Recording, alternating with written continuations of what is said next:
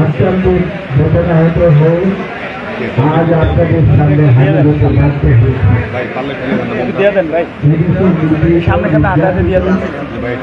রাজনীতির নেতাকর্মীসহ কিছু সাধারণ নাগরিকদের দীর্ঘদিনের গণতান্ত্রিক সংগ্রামের ধারাবাহিকতায় বিগত 5ই আগস্ট 2024 তারিখ ছাত্র জনতার ঐতিহাসিক বড় আন্দোলনের বিজয়ের পরে আমরা নতুন বাংলাদেশের স্বপ্ন দেখেছিলাম।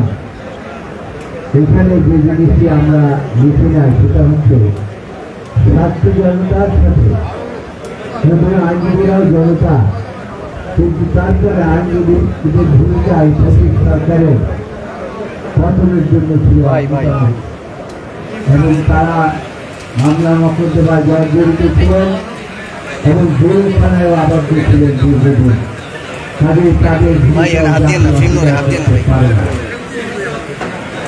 আমাদের প্রত্যাশা ছিল ফেসিবাদী শাসক যেভাবে দেশ থেকে পলায়ন করেছে সেই ফেসিবাদের দেশে উচ্চ আদালত এবং নিম্ন আদালতের বিচারক ও সরকার থেকে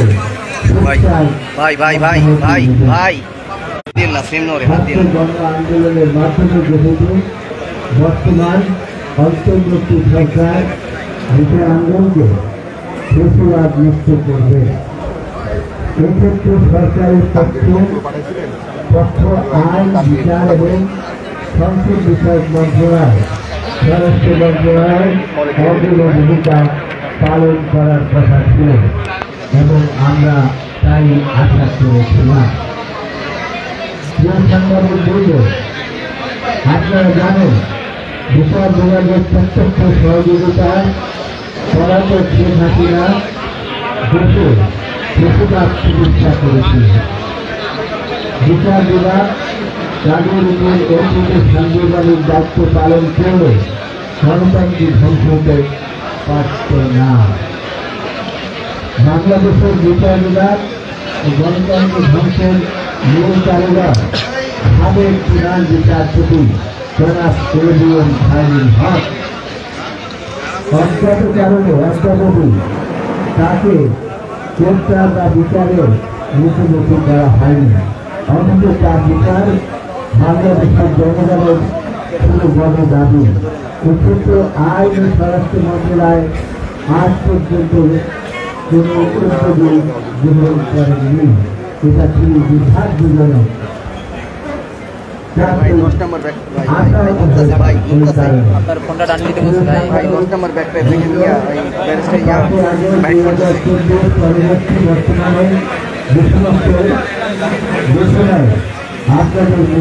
হয়েছে ইতিমধ্যে 8 মাসের এজেন্সিরাও প্রতিবাহিত হয়েছে।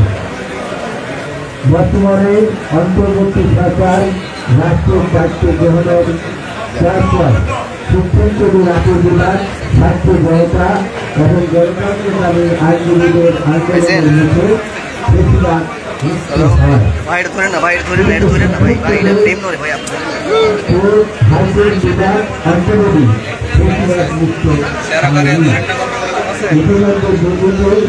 জ্যেষ্ঠ ও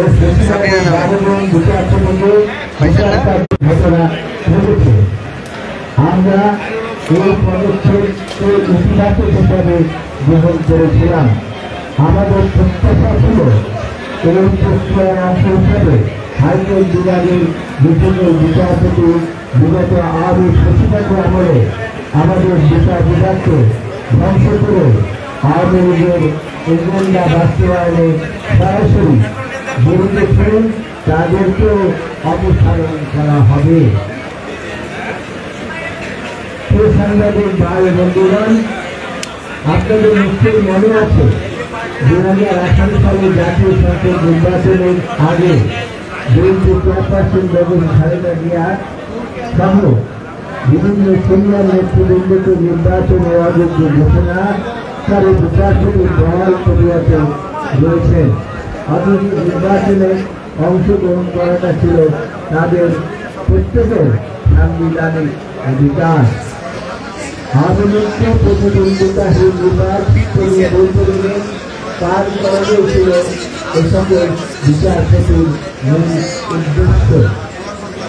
পৃথিবীর সকল সভ্য দেশে কোন নাগরিকের বাক স্বাধীনতা হরণ করা হয় না, অথচ এই সুপ্রিম কোর্টের হাইকোর্ট বিভাগের একাধিক বিচারপতি বিএনপির ভারপ্রাপ্ত চেয়ারম্যান জনাব তারেক রহমানের যে কোনো ধরনের বক্তব্য মিডিয়ায় প্রচারের উপর নিষেধাজ্ঞা আরোপ করেছিলেন।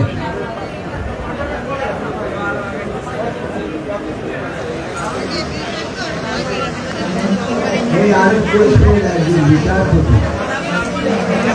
এই বিচারপতির কতটা নির্লজ্জ না হলে আদালতের উল্লাসে নিজের মুখে জলের জড়িয়েছে নানা প্রকৃতি স্থাপন করে তার সংবাদ মাধ্যমে প্রকাশ করেছিলেন।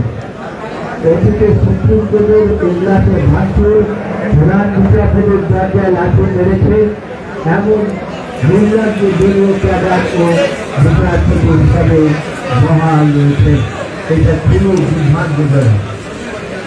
আমাদের ভাবতে অবাক লাগে দেশের জনপ্রিয় রাষ্ট্রপ্রধান এবং স্বাধীনতার মহান ঘোষক শহীদ রাষ্ট্রপতি জিয়াউর রহমানকে জাতীয় দলের প্রধান হিসাবে আখ্যা দান করে বিচারপতি ভট্টাচার্য এখনো নিযুক্ত সাংবাদিক জড়িত। আপনাদের নিশ্চয়ই মনে আছে বিগত ফেসিবাদী হাসিনা সরকার তার অবৈধ ক্ষমতাকে বিজয়িত করার জন্য নগ্নভাবে আদালতকে ব্যবহার করেছিল। অবস্থার আদালতের বিচারকদের নির্দিষ্ট প্রত্যক্ষ সহযোগিতায় এই দায় এড়াতে পারেন না। সারা দেশে হাজার হাজার বিদ্রোহী নেতাকর্মী ও সাধারণ নাগরিককে মিথ্যা মামলায় আটক আদেশ প্রদান এবং রিমান্ডে নিয়ে নির্যাতনের আদেশ প্রদান, এমনকি আইনশৃঙ্খলা রক্ষাকারী বাহিনীর গুণ ফুলের সহযোগিতা হিসাবে নির্লজ্জ আদেশ প্রদান করেছেন অবশ্য আদালতের কিছু উচ্চাভিলাষী বিচারক। তাদের অধিকাংশের বিরুদ্ধে ঘুষ দুর্নীতি সুনির্দিষ্ট অভিযোগ রয়েছে।